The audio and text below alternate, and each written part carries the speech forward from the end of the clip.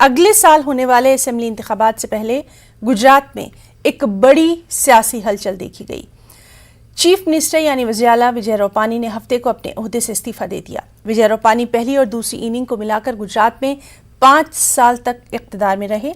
पिछले इलेक्शन में भारतीय जनता पार्टी यानी बीजेपी ने गुजरात में बहुत मुश्किल से कामयाबी हासिल की थी। उसके बाद ये मामला किसी न किसी तरह 4 साल तक चलता रहा, लेकिन इलेक्शन के लिए 1 साल बाकी है। पार्टी यहाँ कोई खतरा मोल लेना नहीं चाहती। आज विजय रूपानी के मुतबादिल चेहरे के नाम पर मोहर लग सकती है। गुजरात में वजीर आला के ओहदे से विजय रूपानी के अचानक इस्तीफे के बाद रियासत में सियासी हलचल तेज हो गई है। इस हवाले से आज बीजेपी कानून साज पार्टी की मीटिंग होगी।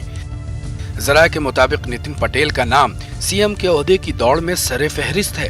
वहीं वजीर आला के ओहदे की दौड़ में कई नाम सामने आए हैं, जिनमें मनसुख भाई मंडाविया भी शामिल हैं। मंडाविया इस वक्त मरकज में सेहत और खानदानी बहबूद के वजीर हैं। वो गुजरात से बीजेपी के राज्यसभा रुकन हैं।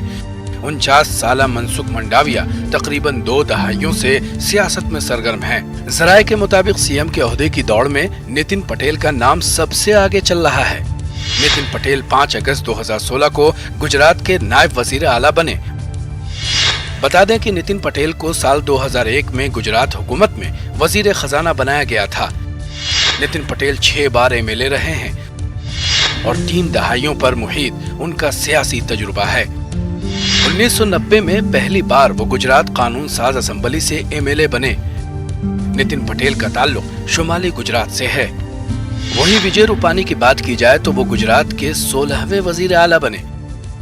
उन्होंने 7 अगस्त 2016 को बतौर वजीर आला हलफ लिया और गुजरात की कमान अपने हाथ में ली। बता दें कि रूपानी मगरबी राजकोट से एमएलए हैं।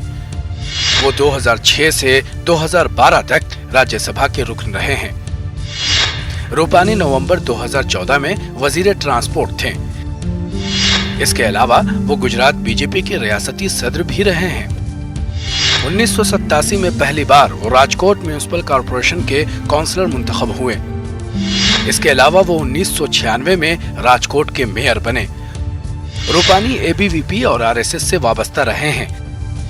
साल 2014 में रूपानी राजकोट वेस्ट से एमएलए बने। Bureau report, news 18 Urdu.